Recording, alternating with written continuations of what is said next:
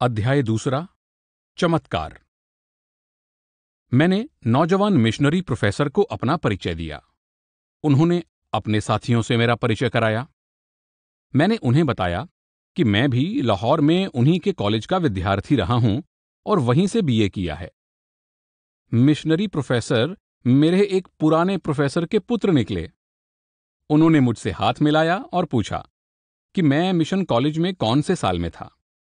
मैंने जवाब दिया, 1908 से 1910 तक। ओह, तब तो मैं एक छोटा बच्चा ही था, वे बोल उठे। इस परिचय से हम एक दूसरे के कुछ नजदीक आ गए और नई मुलाकात की स्वाभाविक झिझक दूर हो गई। भोजन के बाद जब मैंने जाने की इजाजत चाही तो प्रोफेसर ने पूछा कि क्या वो मेरे साथ मेरे निवास स्थान चल सकता है। इसके लिए मैं तुरंत राजी हो गया।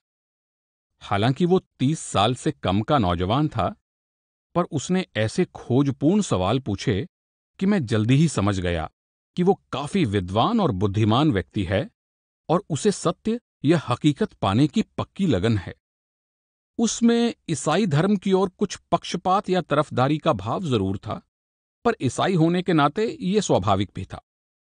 उसने अरविंद घोष के गीता पर दिए भाषण, स्वामी रामकृष्ण और विवेकानंद की पुस्तकें, वेदांत और थियोसॉफी पर कुछ साहित्य और कुछ मैक्स मूलर द्वारा किए गए संस्कृत ग्रंथों के अनुवाद भी पढ़ रखे थे और इन पर की गई उसकी आलोचना बहुत बुद्धिमत्तापूर्ण थी।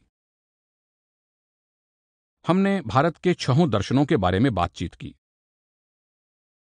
उसके बाद हमारी चर्चा चमत्कारों की तरफ चल पड़ी। उसने हुजूर महाराज जी से चमत्कार के बारे में सवाल किया था, पर हुजूर जाने के लिए उठ खड़े हुए थे, इसलिए उन्होंने फरमाया था कि इसके बारे में वे फिर कभी बात करेंगे। लेकिन जब हम उनके कमरे से निकल रहे थे तो उन्होंने मेरी ओर देखा और कहा, बेहतर है तुम ही इस विषय पर इनसे बातचीत कर लो। चूंकि मैं इस विषय में बातचीत करने में समर्थ नहीं था और इसीलिए शायद मुझे परेशान सा देखकर हुजूर ने अपनी एक पैनी दृष्टि सीधी मेरी आंखों में डाली। वो क्या दृष्टि थी! वो कोरी दृष्टि ही नहीं थी, बल्कि प्रकाश की एक चमक थी जो मेरी आंखों के जरिए मेरे दिमाग में घुस गई। ऐसी दृष्टि क्या नहीं कर सकती! ये एक गूंगे से चारों वेदों का पाठ करा सकती है। क्या इसी दृष्टि ने कल्हा गांव की अनपढ़ मुसलमान जुलाहिन माई हुसैनी को वेद के इस कठिन पद हिरण्यगर्भ है संवर्तत अग्रे को जिला अमृतसर के चीमा गांव के पंडित राम रतन के सामने खोलकर समझाने की ताकत नहीं दे दी थी? मेरी परेशानी दूर हो गई और हुजूर महाराज जी ने मुझसे जो शब्द कहलवाए वो आगे कहे जाते हैं। प्रोफेसर ने पूछा, क्या कभी महाराज जी ने कुछ चमत्कार दिखाए हैं? ईसा मसीह ने तो बहुत दिखाए थे। मैंने जवाब दिया, संत कभी लोक दिखावे के लिए चमत्कार नहीं करते।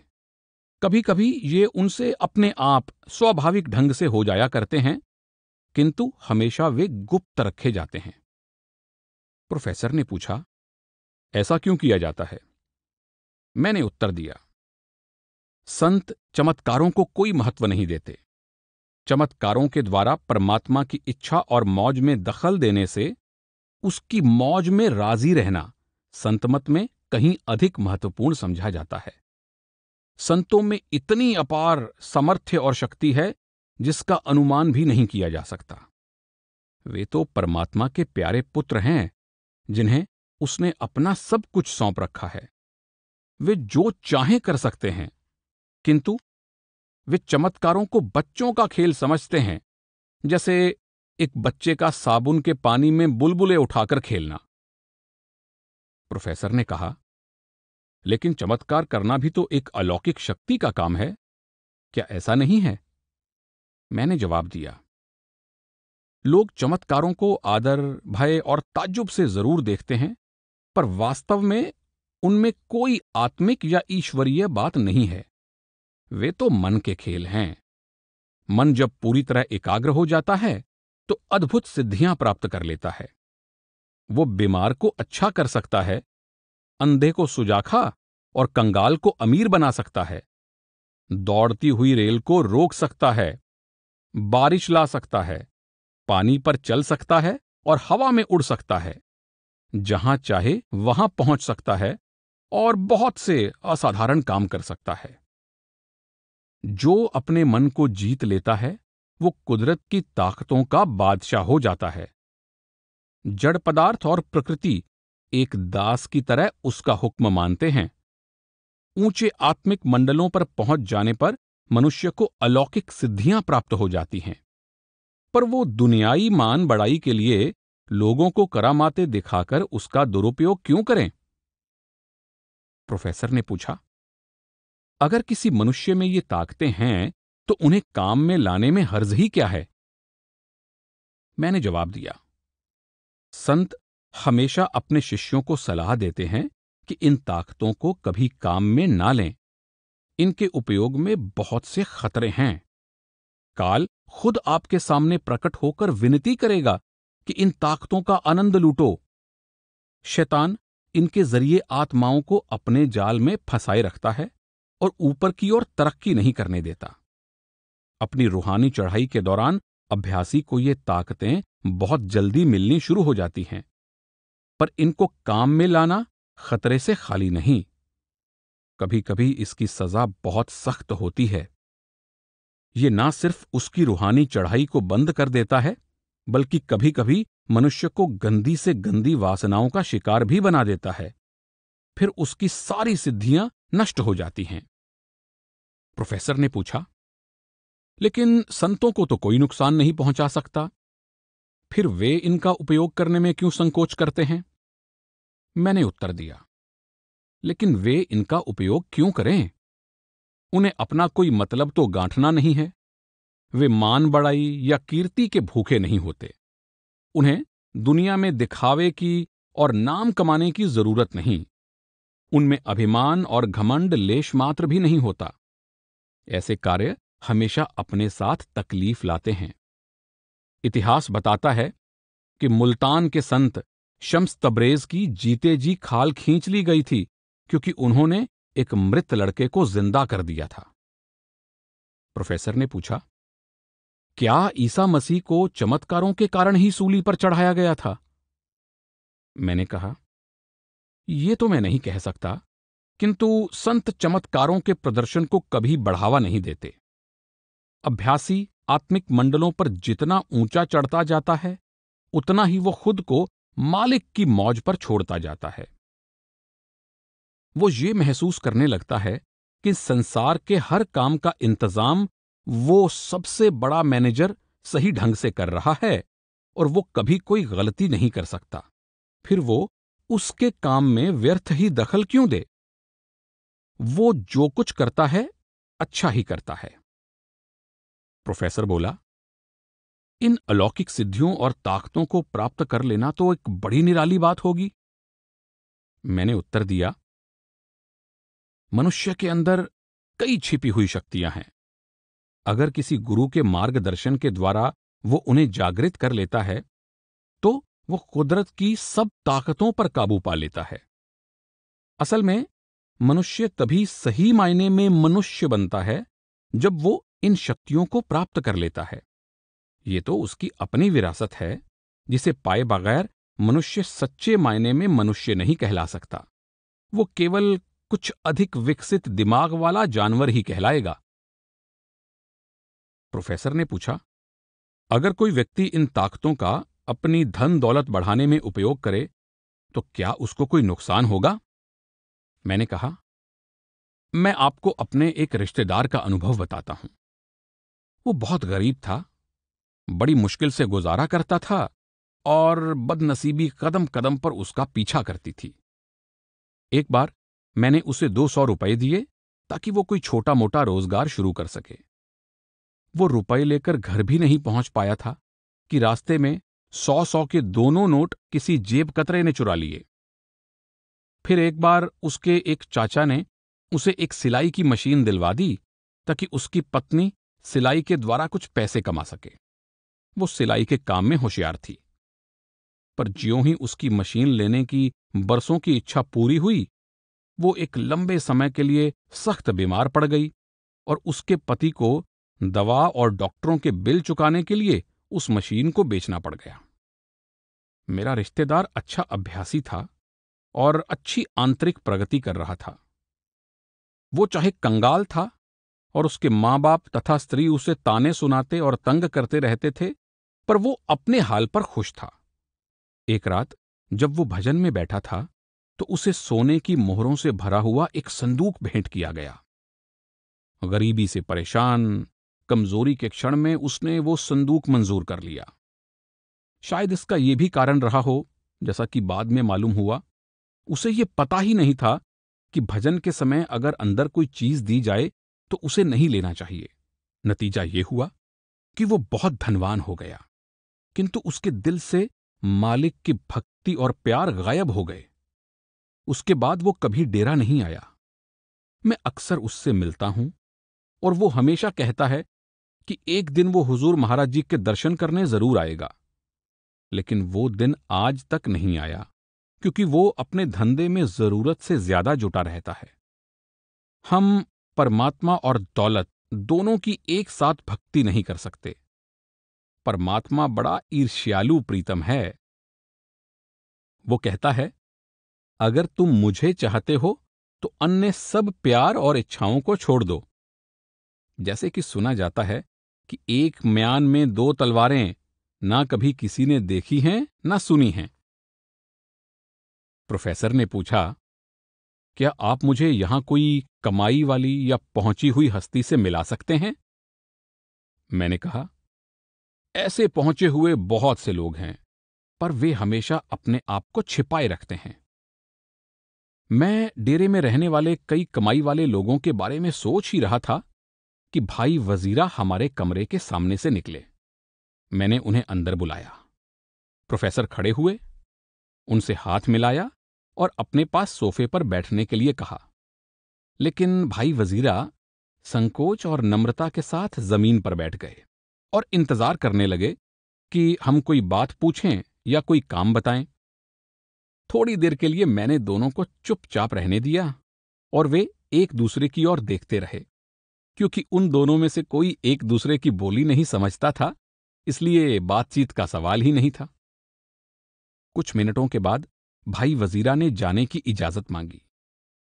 उसके चले जाने के बाद मैंने प्रोफेसर को बताया कि ये बहुत गरीब आदमी है, इसके पास कोई संपत्ति या जायदाद नहीं है, अपने लड़कपन से ही डेरा में रहता आ रहा है। नाम मिल जाने के बाद इसने पूरा समय भजन सिमरन में लगाया और अच्छी आंतरिक तरक्की की। ये उस हालत में पहुंच गया है जब जड़ चेतन सब में सतगुरु दिखाई देते हैं। ये एक पेड़ को बाहों में भर लेता और कहता, गुरुदेव मेरे प्यारे सतगुरु, या एक कुत्ते को गोद में ले लेता और कहता, मेरे सतगुरु इसके अंदर हैं। ये घंटों तक बड़े प्यार से बैल की पीठ पर हाथ फेरता और बार बार पूछता रहता, मेरे सतगुरु आप मुझसे खुश तो हैं ना? कभी कभी ये उस जमीन से धूल उठा लाता जहां से हुजूर महाराज जी निकले हों और ये कहते हुए उसे अपने चेहरे और माथे पर लगाता कि मन के मैल को धोने के लिए ये एक उत्तम साबुन है। एक दिन वो हुजूर महाराज जी के चरणों में गिर पड़ा और चिल्लाने लगा, मेरा सतगुरु परमात्मा है, सबका सिरजनहार है। हुजूर ने उसकी सब बातें सुन रखी थीं। उन्होंने उसे खड़ा किया और जरा सख्त स्वर में पूछा, तुम्हारे बारे में ये सब क्या सुन रहा हूं? भाई वजीरा ने पूछा, क्या आप सबके बनाने वाले नहीं हैं? क्या आप सबकी जिंदगी नहीं है? हुजूर महाराज जी ने कहा, राज की बातें जाहिर करना अच्छा नहीं है, तुम्हें इसका नुकसान उठाना पड़ेगा। भाई वजीरा बोला, मैं तो सिर्फ सच्ची बात कह रहा हूं। हुजूर ने उससे पूछा, तुम्हें यह कहने के लिए किसने कहा? भाई वजीरा ने कहा, आपने। हुजूर महाराज जी ने फरमाया, अच्छी बात है, तो मैं अपनी इजाजत वापस लेता हूं। और तुरंत सब कुछ वापस ले लिया गया। भाई वजीरा के लिए अंदर का दरवाजा बंद हो गया। मालिक की बख्शिश वापस हो गई। भक्ति और प्रेम का सोता सूख गया। वो भजन में 1 मिनट भी नहीं बैठ पाता था। उसका वो उत्साह ना रहा, उसकी लगन चली गई। रूहानी दौलत के खो जाने का सदमा सांसारिक दौलत के खो जाने के सदमे से कहीं बढ़कर होता है। भाई वजीरा उसे बर्दाश्त नहीं कर सका। वो दिन रात रोता रहता। हुजूर महाराज जी ने उससे मिलने से भी इनकार कर दिया। अंदर के दर्शन बंद होने के साथ ही उसे बाहर के दर्शनों से भी वंचित कर दिया गया। ये पूरे 1 महीने तक चलता रहा। भाई वजीरा की नींद और भूख सब गायब हो गए और वो सूख कर कांटा हो गया। कुछ पुराने सत्संगियों ने उसकी तरफ से हुजूर से प्रार्थना की और उसे हुजूर के सामने पेश किया गया। हुजूर महाराज जी मुस्कुराए और बोले, अब क्या बात है बेटा? भाई वजीरा ने अपने दोनों कान पकड़े और कहा, मेरे मालिक, मुझे सबक मिल गया, अब मुझे माफ कर दें। हुजूर ने कहा, जाओ, फिर कभी यह गलती ना करना। तो कहानी खत्म करते हुए मैंने कहा, भाई वजीरा को अपनी खोई हुई दौलत फिर मिल गई। तब से वो बहुत कम बोलता है। उसके चेहरे पर हमेशा शांति और प्रसन्नता झलकती रहती है। लोग उसे अब मौनी वजीरा कहते हैं। प्रोफेसर ने कहा, शुक्रिया, ये तो बड़ा दिलचस्प वृत्तांत है। मैं कहता चला गया, अब मैं आपको बताता हूं कि एक संत ने करामाते दिखाने पर अपने बेटे के साथ क्या किया। ताल, जो बाद में बाबा अटल राय के नाम से मशहूर हुए, गुरु हरगोबिंद जी के बेटे थे। गुरु हरगोबिंद जी गुरु नानक देव जी की परंपरा में छठे गुरु थे, इसलिए एक तरह से यह हाल ही की घटना है। जब बाबा अटल राय 9 साल के थे तो उनका एक दोस्त, जिसका नाम मोहन था, वो मर गया। वो मोहन के घर गए तो वहां उन्होंने उसके माता पिता और दूसरे रिश्तेदारों को बुरी तरह रोता हुआ पाया, और मोहन की मां तो इतना विलाप कर रही थी कि उससे देखा भी नहीं जा रहा था। उसने ताल को अपनी गोद में भर लिया और चिल्लाई, मेरे बच्चे, तेरा दोस्त चल बसा।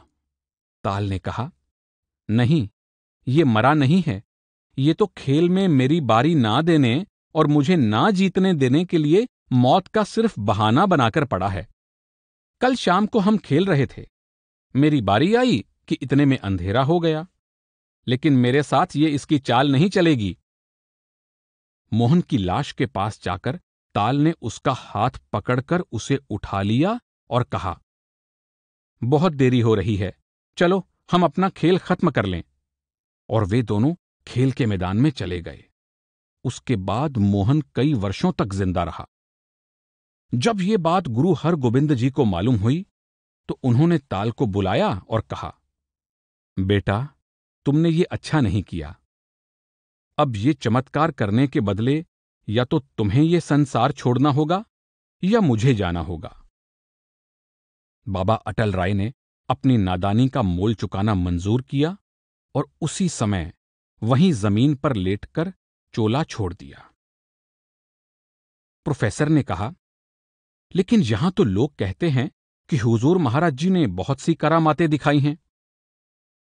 हां, मैंने उत्तर दिया, पर कुछ दूसरी तरह की करामातें भी हैं जिसका संत खूब उपयोग करते हैं तथा उनके शिष्य जिनका रोज अनुभव करते हैं। यहां किसी से भी पूछें, वो आपको अपने कई निजी अनुभव सुनाएगा। अगर आप सुनना चाहें तो मैं अपने खुद के कुछ अनुभव सुना सकता हूं। प्रोफेसर ने आग्रह किया, कृपया जरूर सुनाइए, ये सब बातें बड़ी दिलचस्प हैं। मैंने कहा, अच्छी बात है।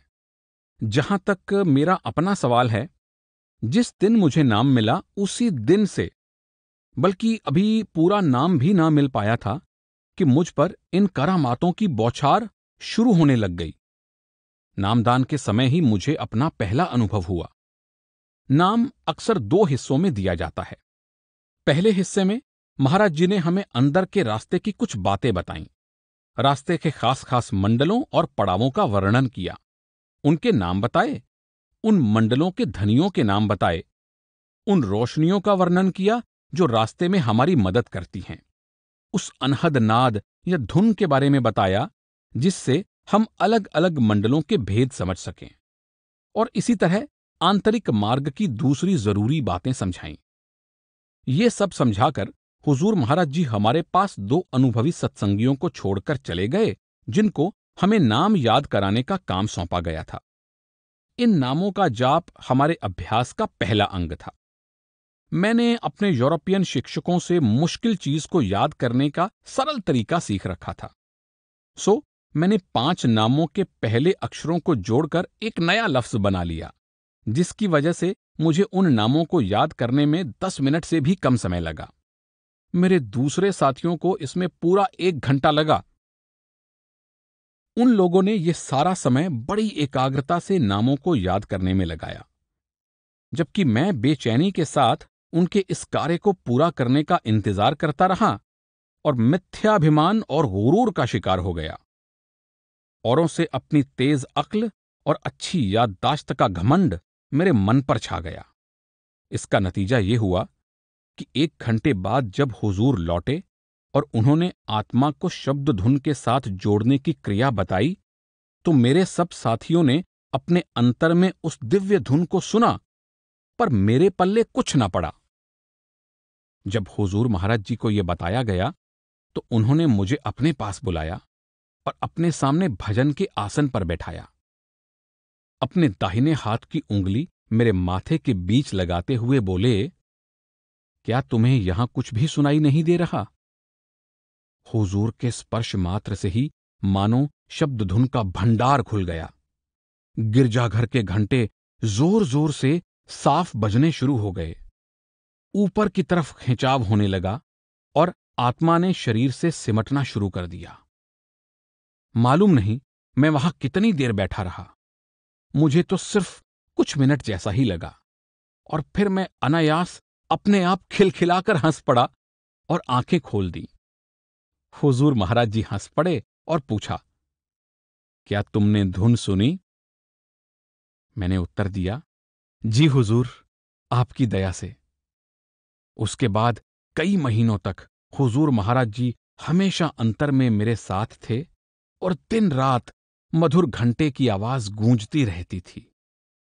मेरा ख्याल है कि यह सब पूर्व नियोजित यानी पहले से तय था और हुजूर महाराज जी की मौज से एक खास उद्देश्य की पूर्ति के लिए ही ऐसा हुआ।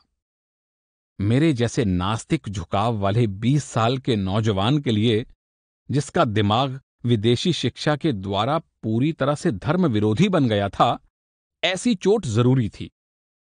मैं नाम लेने या परमात्मा की खोज के लिए डेरे में नहीं आया था।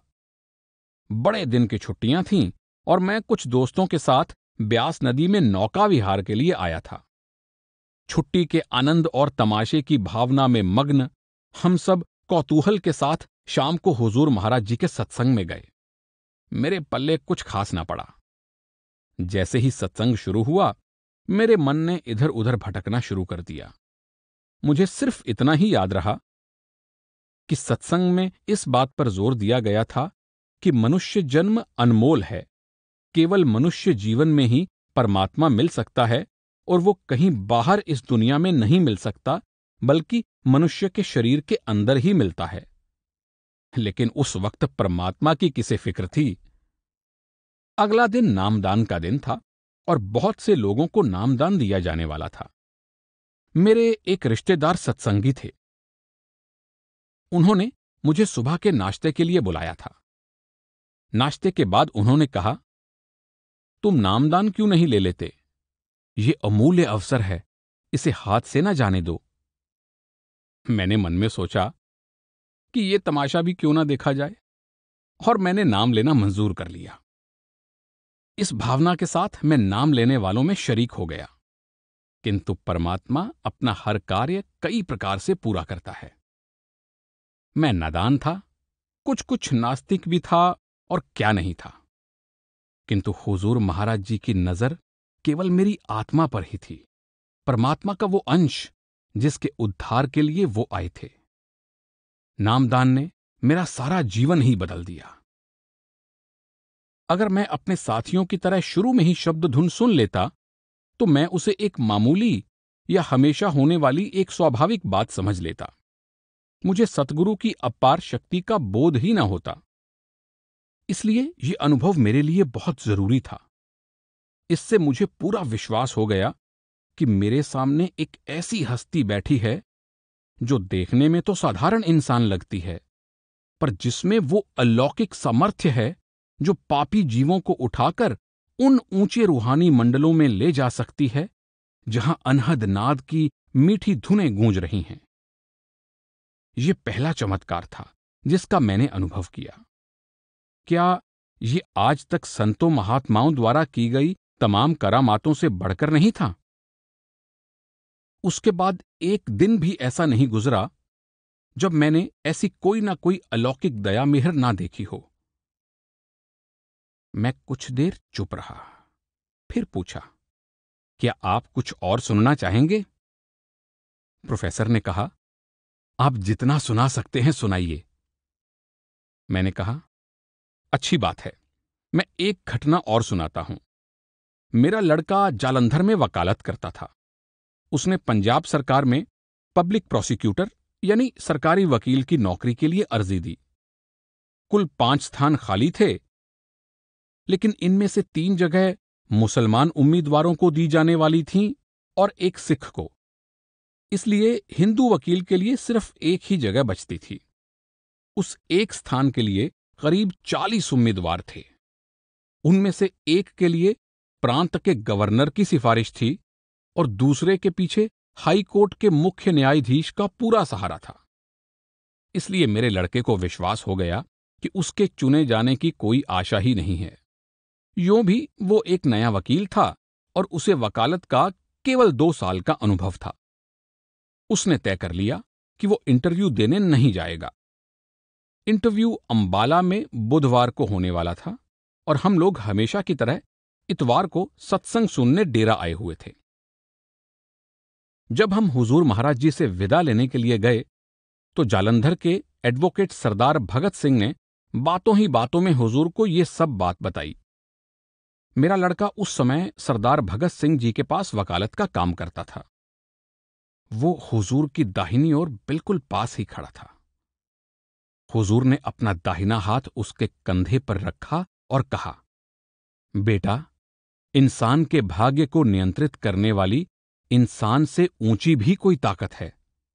जाओ, अपनी तकदीर को आजमाओ। बाहर निकलते ही मैंने लड़के को बधाई दी और कहा, बेटा, तुम्हारा चुनाव हो गया है। लेकिन लड़के तो लड़के ही होते हैं और हमेशा लड़के ही रहेंगे। उसे विश्वास ना हुआ। उसने सोचा कि उसका अंबाला जाना सिर्फ वक्त और पैसा बर्बाद करना है।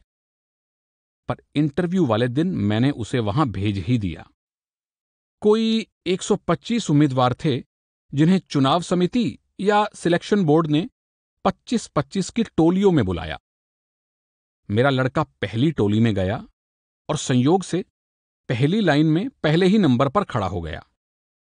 बोर्ड के अध्यक्ष मिस्टर हैमिल्टन हार्डिंग ने उसकी अर्जी को देखते हुए पूछा, तुम अपनी कॉलेज में टेनिस के कप्तान रहे हो और लड़कों के छात्रावास के प्रॉक्टर यानी कि कार्याध्यक्ष रहे हो, पर ये दोनों बातें पैरोकारी के काम में क्या कुछ तुम्हारी मदद कर सकेंगी?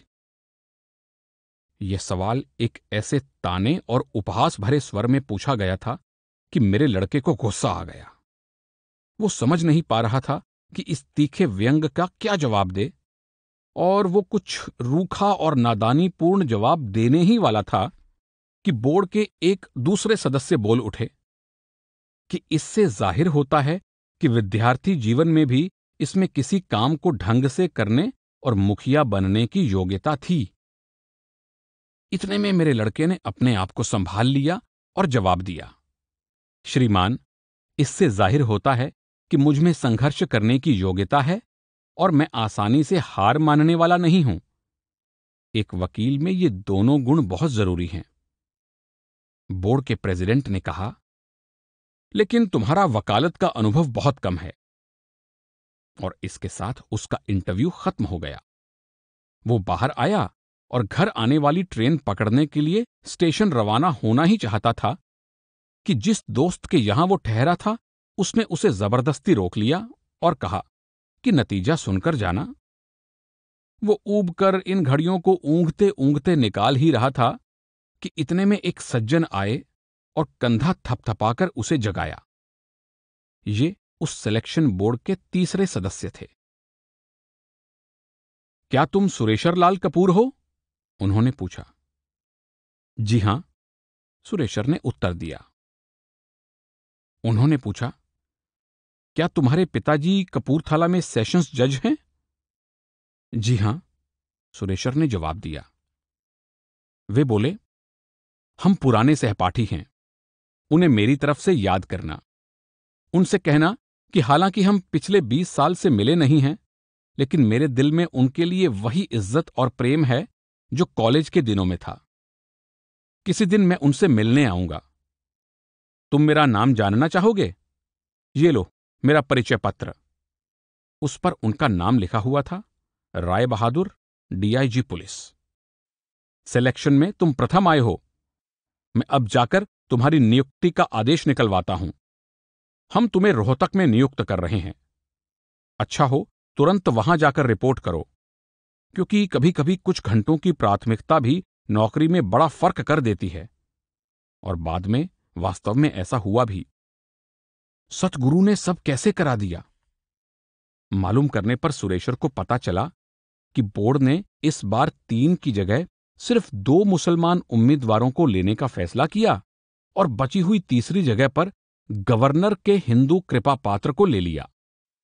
जब प्रोफेसर ने इस वृत्तांत को बहुत दिलचस्प बताया तो मैं कहता चला गया, संत कभी कभी दूसरे प्रकार के चमत्कार भी करते हैं, किंतु किन्हीं खास खास मौकों पर और खास वजह से। साथ ही इस बात को गुप्त रखने की पूरी कोशिश की जाती है। मैं आपको एक घटना सुनाता हूं जो मैंने अपनी आंखों से देखी है। एक बार हुजूर महाराज जी अपने फार्म को देखकर सिकंदरपुर से सिरसा लौट रहे थे, जहां से उन्होंने ब्यास के लिए गाड़ी पकड़नी थी। वे खुद घोड़े पर थे और मियां शादी, जो हुजूर के मुसलमान शिष्य थे, वो, मैं तथा 2-3 अन्य सत्संगी हुजूर के पीछे पीछे पैदल चल रहे थे। उस जिले में बड़े जहरीले सांप होते थे। उन दिनों वहां सड़कें नहीं थीं, इसलिए हम लोग खेतों में से निकल रहे थे। एकाएक शादी चिल्लाया कि उसे सांप ने डस लिया है। सांप अभी तक वहीं था और हमने उसे मार डाला। उस इलाके में काले नाग का काटा हुआ आदमी पानी भी नहीं मांग पाता था। लोगों में यह कहावत चली आ रही थी कि सांप अपने शिकार से कहता था कि तू मुझ पर ना गिर, दूसरी तरफ जाकर गिर। भाई शादी का रंग तुरंत बदल गया। वो चल नहीं पा रहा था। हुजूर महाराज जी हमसे कुछ गज आगे थे और ज्यों ही मैं उन्हें इस दुर्घटना की खबर देने चला तो शादी ने दर्द भरे स्वर में आवाज दी कि मेहरबानी करके उनसे ना कहना। क्यों नहीं, मुझे कहना ही चाहिए, मैंने कहा। तो इसमें हर्ज ही क्या है? भाई शादी बोला, क्या यही एक तोहफा रह गया है अपने मालिक को नजर करने के लिए? मैं उन्हें सांप का जहर भेंट नहीं करना चाहता। पर मुझे उसकी बात बिल्कुल ना जची। लेकिन उसने इतनी मिन्नत से गिड़गिड़ाकर मुझसे कहा कि मैं उसकी इच्छा के खिलाफ ना जा सका। वो बेहोश होकर गिर गया, शायद मरकर। जब हम लोग काफी पीछे रह गए तो हुजूर ने एकाएक पीछे मुड़कर देखा। हमें घबराए हुए खड़े देखकर उन्होंने अपना घोड़ा वापस मोड़ा और वहां आ गए जहां हम भाई शादी के शरीर को घेरे हुए खड़े थे। हुजूर महाराज जी को इस घटना का वृतांत सुनकर बड़ा दुख हुआ और उन्होंने हमें हुक्म दिया कि शादी को घोड़े पर लाद लें ताकि उसे सिरसा के अस्पताल में ले जाया जा सके। लेकिन यह मुमकिन ही नहीं था। 2 आदमियों के सहारा देने पर भी शादी का शरीर घोड़े पर ठहरता ही नहीं था। इसलिए हमने जमीन पर एक चादर बिछाई और उस पर उसे लिटा दिया। हुजूर ने फरमाया, देखो यहां कहीं कोई नीम का पेड़ है?